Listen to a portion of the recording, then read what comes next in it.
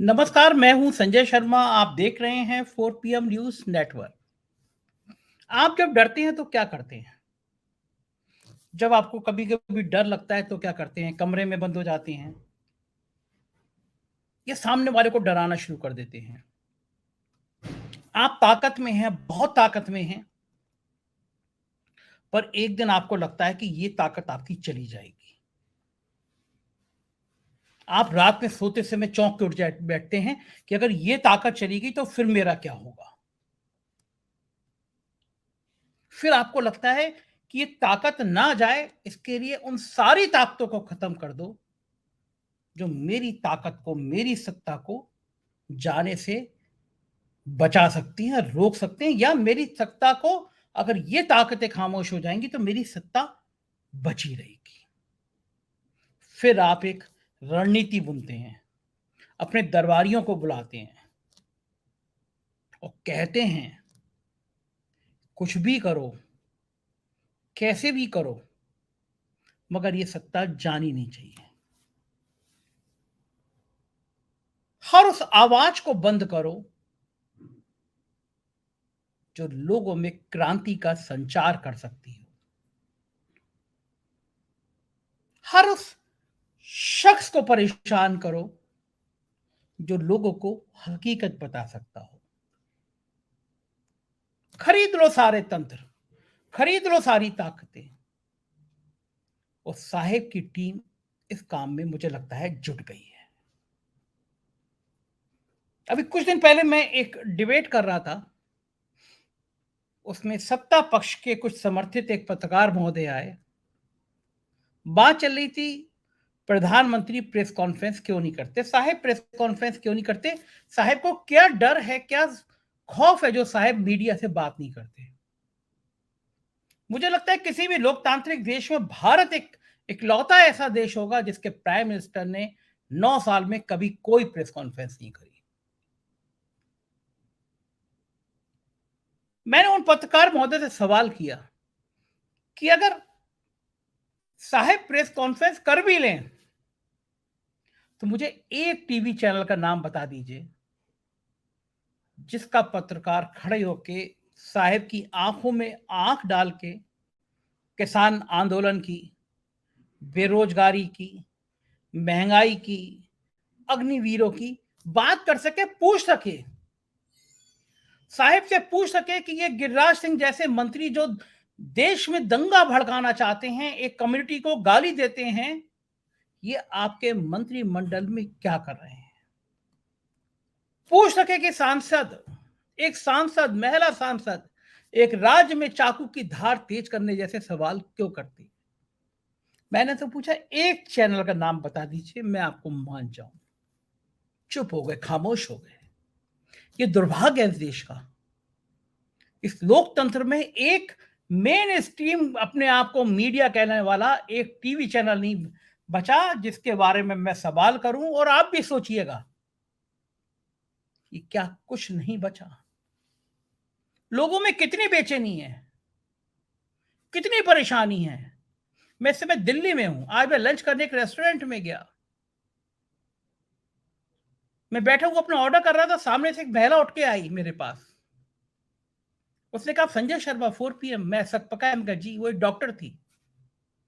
कह रही थी हमने 6 महीने से टाटा स्काई बंद कटवा दिया, हम टीवी चैनल नहीं देखते, हम आपका चैनल 4 पीएम देखते हैं, कुछ और चैनल ऐसे देखते हैं, क्योंकि हमें पता है कि सच वहां मिलेगा ही नहीं। क्योंकि ये जो मेन स्ट्रीम मीडिया अपने आप को कहता है, ये दिन भर, ये मानी के चैनल दिन भर आपको हिंदू मुसलमान का झगड़ा परोसते हैं। तो साहेब इस डर के कारण एक नया कानून लेकर आए हैं। अब मैं आपसे जो बात कर रहा हूं, मैं आपसे जो बोल रहा हूं, मैं आपके सामने जो तस्वीर पेश कर रहा हूं, हो सकता है कल सूचना प्रसारण मंत्रालय का एक नोटिस मेरे पास आ जाए कि आपको ये बात कहने का हक नहीं है, ये बातें आपकी समाज विरोधी हैं, ये बातें आपकी राष्ट्र विरोधी। हमने एक वीडियो बनाया था चाइना की हमारे देश में क्या स्थिति है, 100% सही बनाया था। बताया था हमने कि कौन कौन सी चौकियां हैं और क्या क्या स्थितियां हैं। लेकिन साहब आप ऐसे नाजुक विषय पे बोल नहीं सकते। सूचना प्रसारण मंत्री अनुराग ठाकुर ने यूट्यूब को लिखा कि 4 पीएम राष्ट्र विरोधी बात कर रहा है, ये चैनल, ये खबर राष्ट्र विरोधी है। मैं इस राष्ट्र को अनुराग ठाकुर से 1000 गुना ज्यादा प्यार करता हूं। किसी भी चौराहे पे अनुराग ठाकुर जी, आपको जान देने के लिए, राष्ट्र के लिए घंटों सोचना पड़ेगा। मैं मिनटों और सेकंड भी नहीं सोचूंगा, मैं राष्ट्र के लिए अपनी जान दे सकता हूं। मैं राष्ट्र विरोध के लिए, मैं समाज को तोड़ने के लिए, मैं देश को तोड़ने की बात कल्पना करके सपने में भी सोच नहीं सकता। मैं प्यार का हिमायती हूं, मैं समाज में प्यार के भाईचारे को बढ़ाना चाहता हूं। लेकिन अब कानून लाया गया है। अब चंद बाबू, चंद अफसर बैठ के तय करेंगे कि कौन सी खबर सही है और कौन सी खबर गलत है। 3 दिन पहले सुप्रीम कोर्ट ने मलयालम टीवी चैनल को प्रतिबंधित करने के आरोप में कस के फटकार लगाई सरकार को। ये कहा, ये क्या तमाशा है, आप किसी भी बात को कह देते हैं राष्ट्र विरोधी है, किसी भी चीज को कह देती है। लेकिन बड़ा सवाल यह है कि अगर मंत्रालय कह देगा ये खबर गलत है, ये खबर राष्ट्र विरोधी है, आपको हटाना है, वो गलत भी कह देगा, तो क्या उस अफसर के खिलाफ कार्रवाई होगी? अगर पुष्ट हो गई तो अब पत्रकार क्या अपनी हर खबर को लेकर न्यायालय जाएगा? क्या क्या अंजाम होगा, क्या रणनीति होगी इसकी? मुझे लगा ये सारी बातें आज आपसे की जाए और ये बात, सारी बातें आपको विस्तार से समझाई जाए कि ये खेल क्या है, साहिब का खेल क्या है, साहिब की सोच क्या है। एक ऐसे पत्रकार से मैं आपकी मुलाकात करा रहा हूं जिनको देख के आपके चेहरे पे मुस्कुराहट आ जाएगी और विस्तार से हम समझते हैं कि साहिब के इस खेल के पीछे असली खेल क्या है। मिलियम श्री एन.के. सिंह जी से स्वागत है। एन.के. सिंह जी सर आपका। और इस दौर में हम आपको याद कर रहे हैं, बुला रहे हैं कि जब सरकार एक कानून लेकर आ गई है और डर लग रहा है, डर इस सेंस में लग रहा है कि पता नहीं किस व्यक्ति से कब कहा दिया जाए कि तुम्हारी ये खबर राष्ट्र के विरोध में है। सुप्रीम कोर्ट ने पिछले दिनों एक मलयालम चैनल को लेकर टिप्पणी करी थी कि हर खबर आप ले आते हैं कि राष्ट्र के खिलाफ है। क्या है ये कानून और क्यों लाने की जरूरत पड़ी सरकार को? संजय, आपने शुरू में बड़ा अच्छा परिचय दिया इस विषय का। आने वाली पीढ़ी हमसे पलट के पूछेगी कि जब पत्रकारिता का चीरहरण हो रहा था तो तुम कर क्या रहे थे? जब पूरे समाज को एक खास पैटर्न में धर्म के आधार पे बहाया जा रहा था और विद्वेष फैलाया जा रहा था शासन द्वारा, स्टेट स्पॉन्सर्ड था वो, तब तुम कर क्या रहे थे? तुम्हारा पत्रकारी धर्म था क्या? और ये पूछेगी, लिहाजा हम उसे बर्दाश्त नहीं कर पाएंगे। ये बड़ा अच्छा एक शेर है, मुड़ के देखेगी हिकारत से मुझे तारीख कल, मुड़ के देखेगी हिकारत से मुझे तारीख कल, मेरी पीढ़ी पर, मेरी पीढ़ी में किसी धर पर कोई चेहरा न था। कल जो आने वाली पीढ़ी होगी कहेगी तुम्हारे धड़ पे चेहरा नहीं था क्या? तो लिहाजा हमें आज ये बोलना पड़ेगा। और लगभग यही चीज मुझे लगता है कि हमें पत्रकारिता की, सही पत्रकारिता की तरफ ले जाएगी। अब जो विषय आपने उठाया है, बहुत सिंपल सी बात है कि सरकार, सत्ता कोई एक नहीं, ये सत्ता का चरित्र होता है कि वो खिलाफत की आवाजें वो हमेशा दबाना चाहती है। ये उसका चरित्र होता है। जब भारत का संविधान बन के तैयार हो गया, 26 जनवरी को देश को समर्पित हुआ और गणतंत्र दिवस माना गया 26 जनवरी को, उसी दिन से संविधान लागू हुआ। आपको ताज्जुब होगा कि उसके 1.5 साल बाद पहला हमला प्रेस पे तब हुआ जब उसमें 3 नए रेस्ट्रिक्शंस पत्रकारिता को लेके, फ्रीडम ऑफ एक्सप्रेशन को लेके पार्लियामेंट ने जोड़ दिए। वो रेस्ट्रिक्शंस क्या थे जो आज हमें झेलने पड़ रहे हैं? पहला था पब्लिक ऑर्डर कि साहब, आपकी फ्रीडम ऑफ एक्सप्रेशन को उसी समय रोक दिया जाएगा, कलेक्टर रोक देगा, अगर पब्लिक ऑर्डर उससे खराब हो रहा है। दूसरा संशोधन क्या किया आर्टिकल 92 में? इंसाइटमेंट टू एन ऑफेंस, कि अगर आपकी पत्रकारिता से या फ्रीडम ऑफ एक्सप्रेशन से कहीं हिंसा हो रही है, उसके लिए ये भड़काने का काम कर रहा है, तो आपकी पत्रकारिता रोक दी जाएगी। ये संविधान निर्माताओं ने सब कुछ नहीं किया था। ये स्वतंत्र भारत की स्थिति है। और तीसरा था, अगर आपकी पत्रकारिता से किसी दूसरे देश से संबंध हमारे खराब हो रहे हैं जो मित्र देश है, तो आपकी फ्रीडम ऑफ एक्सप्रेशन को रोक दिया जाएगा। इसको उन्होंने कहा था friendly relations with a foreign country. अगर इसको आप खराब कर रहे हैं तो ये 3 हमारे ऊपर लाद दिए गए। 4 पहले से थे, 3 ये आ गए, और 1962 के वॉर के बाद एक और आ गया। तो 8 रेस्ट्रिक्शंस हमारे संविधान में, जो कि निर्माताओं ने नहीं दिए थे, ये नई स्वतंत्र भारत की सरकार ने दिए थे पंडित नेहरू के जमाने में। वहां से कई बार कोशिश हुई, कांग्रेस सरकार ने की, लेकिन जो अब हो रहा है, जो मोदी की गवर्नमेंट पिछले 8 साल से कर रही है, वो इन सब से बिल्कुल अलग है। आप जरा सोचिए, कोई सरकार क्या डेमोक्रेसी के शर्मो हया को बिल्कुल भूल गई है? सुप्रीम कोर्ट में भारत की सरकार एफिडेविट देती है कि साहब मैंने चैनल को का लाइसेंस क्यों नहीं रिन्यू किया? तो जो कारण देती है वो जरा सुनिएगा। कुछ खबरों में इस चैनल ने यूएपीए, एनआरसी और सीए और न्यायपालिका की आलोचना की। आप जरा बताइए, क्या भारत में सीए और न्यायपालिका की या इसकी एनआरसी की क्या आलोचना करना भी नहीं हो सकता? इसको जरा सोच देखिए उस सरकार की, कि सुप्रीम कोर्ट में कह रही है अपने उसमें स्टेटमेंट में जो अपने वो दिया है, जवाब दिया है कि साहब इसलिए चैनल को नहीं दिया। और उसके अलावा एक क्या कहा, साहब ये चैनल अल्पसंख्यकों के फेवर करने वाली खबर दिखाता है। अगर ये खबर दिखाता है तो संघ क्या करता है? संघ का मुखपत्र, ऑर्गेनाइजर, पंचजन्य, ये पिछले 70 साल से क्या कर रहे हैं? संघ का मुखपत्र पिछले जब इतने सालों से कर रहा है कि वो हिंदूवादी खबरें दिखाता है, उसमें आपको एतराज नहीं है। लेकिन अगर कोई अल्पसंख्यकों के फेवर की खबर दिखा रहा है तो आप लाइसेंस नहीं देंगे। कोई सरकार ये क्लिक कैसे सकती है? मुझे तो ताज्जुब हुआ मोदी सरकार की सोच पे, कि क्या डिक्टेटर होने के लिए आंखें आप बिल्कुल पर्दा डाल देते हैं? कम से कम छिपा के करते। सुप्रीम कोर्ट में ये जवाब देना, सुप्रीम कोर्ट सर पकड़ के बैठ गया कि ये जवाब क्या है, कि ये चैनल पिछले कुछ दिनों से अल्पसंख्यकों के हित की खबरें दिखा रहा है, जैसे कि वो कोई गुनाह कर दिया। दूसरा, एनआरसी यूएपीए की खिलाफत कर रहा है, जैसे कि ये खिलाफत करना कोई जुर्म हो जाता है। तीसरा, ये सिक्योरिटी के लिए खतरा है। तो कोर्ट ने कहा कि तुम, हाई कोर्ट को भी डांटा कि तुम्हें ये बात समझ में नहीं आई, और सरकार को कहा कि अच्छा बहाना है आपका, किसी भी चीज को आप नेशनल सिक्योरिटी कह देंगे, जैसे कि आपके खिलाफ आवाज उठाएगा तो कह देंगे साहब राष्ट्रीय सुरक्षा खतरे में आ गया। तो यही इस केस में हुआ है।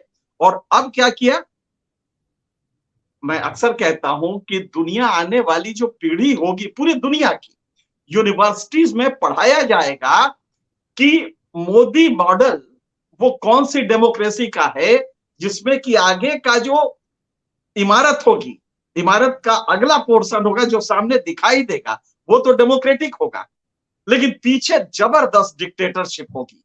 ये कैसे बनता है? और ये यूनिवर्सिटीज में पढ़ाया जाएगा, क्योंकि चुनाव हो रहे हैं, चुनाव में बहुमत मिल रहा है, हमारा नेता देश का नेता दिन भर गाना गा रहा है कि विकास हो रहा है, विकास हो रहा है। अब उसको दिक्कत ये हो रही है कि संजय शर्मा या जो सेनर वॉइसेस हैं, हम सभी लोग जो अपने दायित्व को निभा रहे हैं, उनकी मकबूलियत बढ़ रही है। हाल के दिनों में सरकार ने भी अपने आंकड़ों में पाया कि बहुत तेजी से जो सरकार के खिलाफ आवाजें हैं, उसको देखने वालों की संख्या बढ़ रही है, और यह सरकार के लिए एक वार्निंग, वेकअप कॉल था। तो सरकार ने किया क्या? पहला काम जो शुरू किया है, सोशल मीडिया को किस तरह से नकेल कसी जाए। अच्छा, इसमें कोई बहुत इनको मेहनत करने की जरूरत नहीं होगी। जिस बात टॉपिक पे आप आज आए हैं, इन्होंने क्या किया है, इसकी मॉनिटरिंग कि कौन सा देश के हित में खबर जा रही है और कौन सी देश के हित में नहीं है, इसके असेसमेंट के लिए उन्होंने पहले एमआईबी का एक सेल था जो करता था, ministry of information and broadcasting, अब उसको कम्युनिकेशन को भी उसमें जोड़ दिया है, मिनिस्ट्री ऑफ कम्युनिकेशन, ताकि सोशल मीडिया से सब कुछ कंट्रोल कैसे करें। अब आप जरा गौर कीजिएगा, 2 दिन से खबर चल रही है कि आगरे में हिंदू सेना ने, हिंदू वाहिनी या क्या नाम है उसका, उन्होंने एक गाय को किसी को पैसा देके गौ हत्या कराई और उसके खिलाफ प्रदर्शन किया, थाने गए और बवाल किया। अब ये हिंदू हैं, ये गौ माता मानते हैं।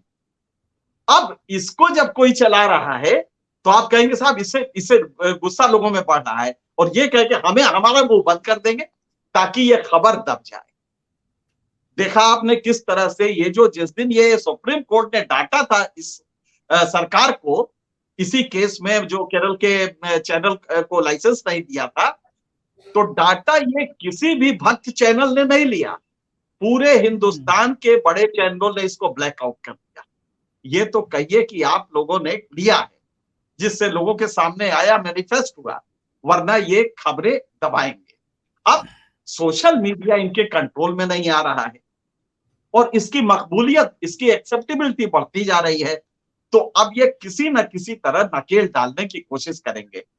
तो आपने देखा कि सुप्रीम कोर्ट में अगर ये कह सकते हैं कि साहब हम ऐसे चैनल, ये खबर की परिभाषा इनके हिसाब से वो है जो अल्पसंख्यकों को फेवर करने वाली ना हो, हिंदुओं की हो तो चलेगा, लेकिन अगर अल्पसंख्यकों को फेवर करती है तो लाइसेंस रद्द कर देंगे। अब सोशल मीडिया में लाइसेंस तो है नहीं, तो इसको नकेल कैसे करें?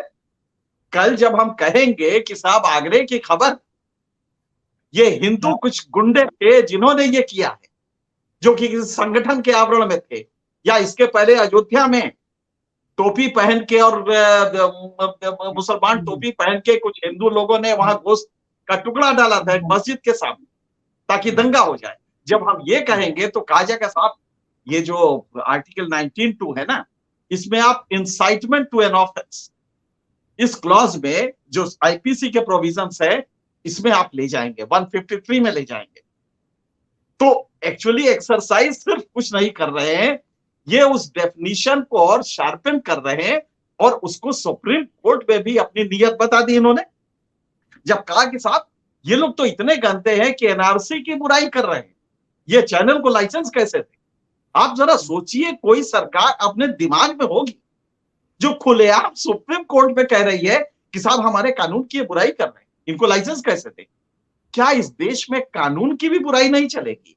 तो मुझे ताज्जुब हो रहा कि क्या डिक्टेटर होने के साथ साथ ये अंधे भी हो गए हैं? क्या हर मूल्य को इन्होंने खत्म कर दिया है?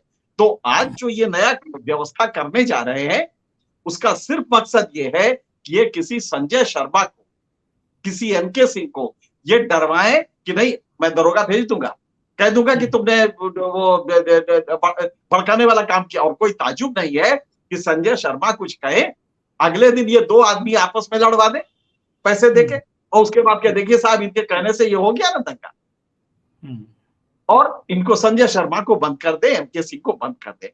ये साजिश इस लेवल पे होने जा रही है। हम सबको सतर्क रहना है और कोशिश करनी है कि हम समाज को बता सके कि तुम्हारे हित में ये चीजें नहीं है, ये सिर्फ हमारे तक नहीं आ रहा है, ये कल तुम्हारे तक होगा, और तुम हिंदू हो मुसलमान हो, इश्यू ये नहीं है। आज जो डिक्टेटर होता है वो कहीं से भी तुम्हें लिबर्टी नहीं देगा। और आप देख रहे हैं कि किस तरह से इस देश में पैसा खिंचता हुआ किसी अडानी अंबानी के जेब में चलता जा रहा है। तो जो आज खुश हो रहा है, जो दिए जलवा रहा है बालकनी में खड़ा, जो सरजू की नदी पे कितने दिए जले हैं इससे खुश हो रहा है, जो भाग गो कोरोना गो इस बात को कह के वो कर रहा है, जो मोदी भक्त है, उसको भी सोचना पड़ेगा कि वो ज्यादा दिन नहीं लगेंगे जबकि तुम्हारा भी जेब से तुम्हारे बच्चे की नौकरी नहीं लगने जा रही है। ये जो मॉडल है इसमें सिर्फ 2 ही रहेंगे, अडानी अंबानी, और इधर 2 रहेंगे, तो हम 2 और हमारे 2 ही रहेंगे और कोई नहीं रहेगा।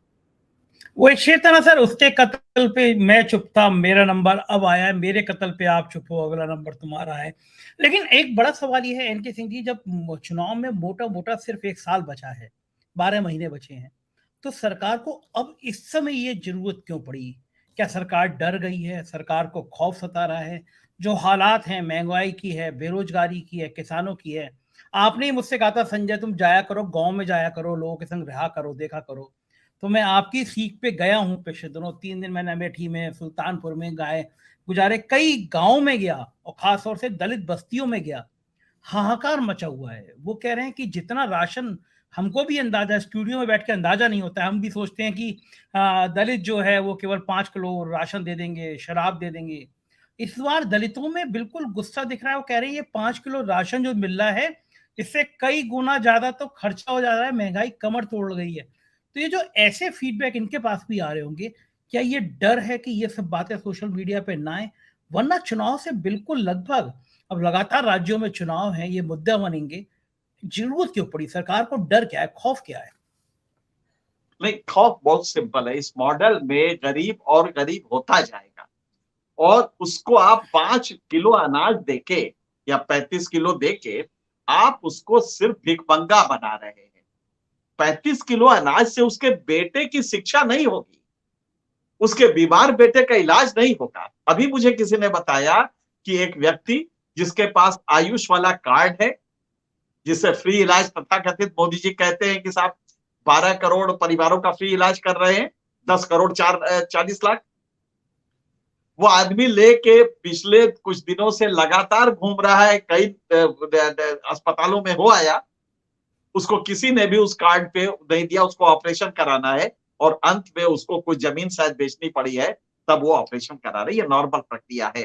अब आप जो कह रहे थे वो आपने पूरा नहीं किया। नतीजा ये हो रहा है कि अगले 1 साल में अगर इसी तरह मकबूलियत सोशल मीडिया की बनी रही, और खास करके उन वॉइसेस की जो आप लोग रेस कर रहे हैं, इसी तरह लोग जुड़ते रहे, मुतासिर होते रहे, तो मुझे लग रहा है कि वो मोदी के लिए एक खतरा है।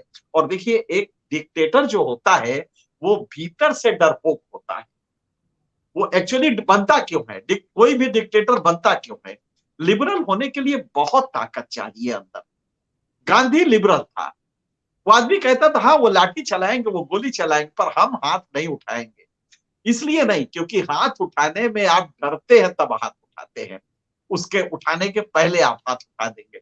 डिक्टेटर मूल रूप से ये बुली कैरेक्टर होता है, और बुलीज के बारे में कहा जाता है कि ये तब तक आपको आंख दिखाते हैं जब तक इनको ये डर रहता है कि नहीं, आंख दिखाने से ये डर जाएगा। जैसे ही उनको ये पता लगे कि नहीं आप आंख दिखाएंगे तो वो 3 आंख आपकी तरफ उंगली ले जाएगा अपनी, तो वो दबने लगता है।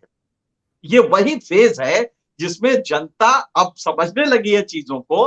तो पहला काम करना है कि सोशल मीडिया को किसी तरह से ब्लॉक करे, कोई बहाना करके, किसी संजय सिंह कोई से किसी संजय शर्मा को, किसी एमके सिंह को, इनको ब्लॉक करो, क्योंकि ये सेनर वॉइसेस है।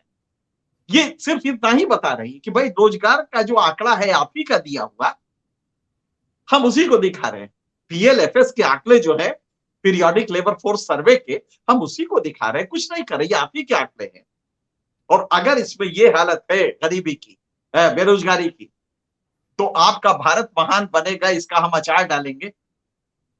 आप एयरपोर्ट दिखा के आप समझते हैं कि देश का विकास कर देंगे? या 15 मिनट में गर्म पिज्जा ऑनलाइन ऑर्डर कीजिए और घर पे आ जाएगा, इससे देश का विकास होगा? तो ये हकीकत वो अब समझने लगा है। और यही वजह है कि संजय शर्मा हो, जितने भी सोशल मीडिया के लोग हैं, उनके चैनल की व्यूअरशिप बढ़ रही है, और ये सरकार के लिए वेकअप कॉल है। तो ये वो हर हथकंडा अपनाएगी, और चूंकि डिक्टेटर हैं तो ये पहला हमला करेंगे तो वो कानून से करेंगे। आपको दबाने के लिए पहले वो कानून का, यही सुप्रीम कोर्ट ने डाटा जब था तो यही कहा था कि state is using national security as a tool to deny citizens right. National security को एक हथियार की तरह यूज कर रही है सरकार, ताकि लोगों के जो राइट्स है, अधिकार है, उनको बना कर दिया जाए, वो ना दिया जाए। इतना मेरे ख्याल से किसी भी शर्मदार शर्मो हया होती तो किसी भी सरकार के लिए इस्तीफा देने के लिए काफी था कि सुप्रीम कोर्ट ने यह कमेंट किया है। लेकिन बेशर्मी डिक्टेटर का एक गहना होता है। तो मुझे लग रहा है कि आने वाले दिनों में ये बढ़ेगा, लेकिन हमें पूरी तरह से, तुम क्या करोगे, जेल ही तो भेजोगे ना, एक दो मर जाएंगे जेल में, यही तो होगा ना। लेकिन ये आवाज उठती रहेगी तो वो जनता तक जाएगी, और ये मेरी ड्यूटी है, हम करते रहेंगे। और इसमें हमें जो भी कुर्बानी देनी पड़ेगी वो देना होगा, क्योंकि आप इसको ऐसे ही नहीं छोड़ सकते। आने वाले दिन और भी आप जरा सोचिए, कहा जाता है कि साहब यूपी में तो कोई दंगे रामनवमी में नहीं हुए।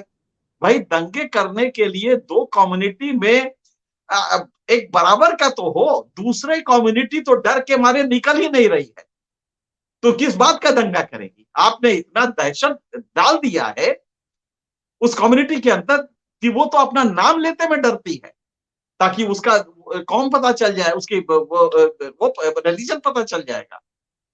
तो आपने इसको लॉजिक बना दिया है कि साहब देखिए कितना यूपी बेस्ट एडमिनिस्ट्रेड है। अरे दहशत इस तरह से रखेंगे तो वाकई कोई सामने आएगा ही नहीं आपके। अगर इसको आप कहते हैं कि लॉ एंड ऑर्डर मेंटेन हो रहा, तो मुझे मुझे तरस आता है इन सरकारों पे। तो हकीकत यह है कि हमें इसके लिए तैयार रहना चाहिए। एक लड़ाई सर और भी है कि हम देखते हैं जिनको हम गोदी मीडिया कहते हैं, वो तमाम चैनल जो है वो एक सुर में सुर होके अब मुझे लगता है जो उनके थंबनेल होते हैं वो थंबनेल ही ऐसे होते हैं जिसपे शायद दंगे भड़क जाएं, जिसपे बलवा हो जाए। एक लड़ाई मीडिया के अपने अंदर भी चल रही है। एक तरफ है जो ये बात करते हैं गरीबों की, वंचितों की, अल्पसंख्यकों के अधिकारों की, और एक तरफ जो मेन स्ट्रीम मीडिया अपने आप को कहते हैं चैनल है, आप तो उनके सबके जनरल सेक्रेटरी रहे। एक भी चैनल, कल परसों डिबेट चल रही थी तो एक थोड़े से बीजेपी समर्थित एक जर्नलिस्ट थे, तो वो थोड़े से गुस्से में थे कि नहीं ऐसा नहीं है ना, आप एक पक्ष पर बात करते हैं। तो मैंने तो सिर्फ एक सवाल किया, मैंने कहा सर मैं बड़ा आभारी हूँगा, मुझे आप, वो ये बात हो रही थी कि प्राइम मिनिस्टर की प्रेस कॉन्फ्रेंस की, तो मैंने कहा मैं बड़ा आभारी हूँगा, मुझे ये बता दीजिएगा प्राइम मिनिस्टर प्रेस कॉन्फ्रेंस करें तो मुझे उस चैनल का नाम बता दीजिए जिस चैनल का पत्रकार खड़े होकर आंख में आंख डाल के सवाल पूछ लेगा। देश में सर एक भी चैनल, मैं किसी चैनल का नाम नहीं लूंगा, लेकिन अब इस माहौल में कोई चैनल बचा नहीं है। तो लड़ाई लड़ाई दो फ्रंट पे है, एक मेन स्ट्रीम मीडिया जिसको कहते हैं, और एक हम लोग जो छोटे छोटे प्लेटफॉर्म चला रहे हैं। तो ये लड़ाई बढ़ेगी कैसे आगे, जीत किसकी होगी? संजय बहुत सिंपल सा इसकी थ्योरी है। समाज में ये जो डिक्टेटर होता है इसका दो तरीका होता है। एक तो ये करता है कि ये आपको दहशत में रखता है, और दहशत से एक बड़ा वर्ग है जब वो डर जाता है तो उसको रिवार्ड के रूप में जबरदस्त देता है। तो ये जो भक्त चैनल हैं, इनके मालिकों को पद्मश्री मिलता है, इनके मालिकों को माइनिंग्स के ठेके मिलते हैं, बहुत कुछ होता है जो कि इनको दिया जाता है, जो दूसरे साइड से दिया जाता है। तो ये आवाज नहीं उठाते हैं। अब जैसे कि ये लॉजिक देना कि साहब मोदी जी तो सब कुछ इतना कर रहे हैं, सिर्फ उनसे कुछ आंकड़े, जैसे मोदी जी को, मुझे याद है कि एक बार मैं इंटरव्यू कर रहा था तो हमने उन्हीं के यहाँ के आंकड़े लेके, उनको ये अंदाजा नहीं था कि मैं इतना प्रिपेयर्ड होके आऊंगा। और मैं चूंकि आंकड़े मेरा सब्जेक्ट है प्रिय, तो मैंने उनको जब लिया तो उन्होंने डिनाई किया कि आंकड़े नहीं है। तो मैंने उन्हीं की रिपोर्ट अपने पैर के नीचे से निकाली और दिखाया। तो हकीकत ये है कि हमारे इन जर्नलिस्टों को तैयार रहना पड़ेगा आंकड़ों के साथ। सर मैं आप एक माफी बिल्कुल हवा में। सर मैं एक चीज पूछूंगा, जब आपने दिखाए वो रिपोर्ट, उन्हीं के आंकड़े दिखाए, तो मोदी जी का रिएक्शन क्या था, क्या कहा उन्होंने उन आंकड़ों को देखकर? नहीं, ये असल में थोड़ा सा वो हो जाएगा, इसलिए हम इसको अवॉइड करना चाहेंगे। लेकिन ये चूंकि इंटरव्यू हमारा पब्लिक डोमेन में है, तो मैंने इसीलिए बताया कि एक जर्नलिस्ट को जब इस तरह के रिजीम को कन्फ्रंट करना होता है तो उसको आंकड़ों से दुरुस्त होना चाहिए, वरना वो इतने, अब जैसे कि अभी 3 दिन पहले मोदी जी ने एक तकरीर में कहा था, एक भाषण में कहा था कि साहब एजुकेशन पे जो हमारा खर्च है 2014 के मुकाबले 4 गुना बढ़ गया है। उन्होंने ये नहीं अगला सेंटेंस कहा कि बजट का साइज ही 4 गुना बढ़ गया है, और वो इसलिए बढ़ा है कि इन्फ्लेशन इन सालों में बढ़ा है, 8 सालों में, ये उसकी वजह से है। जीडीपी का वॉल्यूम बढ़ गया है, तो ये तो बल्कि कम हुआ है। सच बात है कि परसेंटेज टर्म्स में एजुकेशन, अब ये उनसे कौन कहे, अगर हमसे प्रेस कॉन्फ्रेंस मोदी जी करें, इंटरव्यू करें, तो हम उनको बताएं कि आपने ये गलत कहा है, आपका परसेंटेज टोटल बजट का एजुकेशन पे कम गया है, हेल्थ पे कम गया है, जीडीपी का जो परसेंटेज है हेल्थ का वो कम हुआ है। आपने कहा था 2.5% ऑफ जीडीपी होगा और लगातार घटता गया है। आपने मनरेगा का पैसा काट लिया, जो कि सबसे बड़ी जरूरत है, और पार्लियामेंट की स्टैंडिंग कभी थी, चीख चीख के कह रही है अपनी रिपोर्ट पे, अभी पिछले हफ्ते कहा है कि भाई किस हिसाब से आपने मनरेगा ऐसी स्कीम का पैसा काट लिया, और वो भी 30,000 करोड़, 98,000 करोड़ जो पिछली बार का खर्च था, उसकी जो बजट था उसकी जगह आपने 60,000 करोड़ दिया है। किस कैलकुलेशन से दिया है? ये बात मोदी जी से कौन पूछेगा? भक्त मीडिया तो ये पूछता है कि शाह मोदी जी, इतनी काम करने की, जनता की सेवा करने की शक्ति आपको कहां से मिलती है? आप आम काट के तो खाते हैं, अगर वो भक्त मीडिया ये पूछेगा तो आप समझ सकते हैं कि स्थितियां कैसी रहेंगी। इसीलिए मोदी जी प्रेस कॉन्फ्रेंस नहीं करते, क्योंकि बाकी कुछ पढ़े लिखे और निहायत बेबाक जर्नलिस्ट हैं, शायद वो उनको फेस करना मुश्किल हो जाएगा। शुक्रिया एनके सिंह जी, आपने हमको कीमती समय दिया और इस कानून के बारे में बताया, बहुत बहुत शुक्रिया। सुना आपने ये इंटरव्यू, हाँ, आपका दिमाग चकरा गया होगा, आपको लगा होगा कि वास्तव में ये एक बहुत बड़ा खेल है, एक बहुत बड़ी साजिश है, और कोई भी तानाशाह ऐसी साजिशें बुना करता है। जिम्मेदारी इस राष्ट्र को बचाने की आपकी भी है। अपने अड़ोस में, पड़ोस में कहिए कि प्यार का वातावरण बनाएं। ये देश मजबूत तभी होगा जब हम भाईचारे से रहेंगे, हम प्यार से रहेंगे, हम हिंदू, मुसलमान, सिख, ईसाई आपस में भाई भाई इस भावना का विस्तार करेंगे। ये आपके अंदर जहर सिर्फ इसलिए बोया जाता है, आप मूल मुद्दों से हट जाएं। मुझे यकीन है ये वीडियो आपको पसंद आया होगा, अपनी राय से अवगत कराइएगा। छोटी सी रिक्वेस्ट आपसे है, इसके नीचे डिस्क्रिप्शन बॉक्स में एक मेंबरशिप फॉर्म है, अगर आप भरेंगे तो हमें कुछ सहयोग मिलेगा। हमारे कुछ और राज्यों में चैनल है, 4PM UP, 4PM Bihar, 4PM Gujarat, 4PM Karnataka, उन्हें भी सब्सक्राइब करिएगा। शुक्रिया, थैंक यू।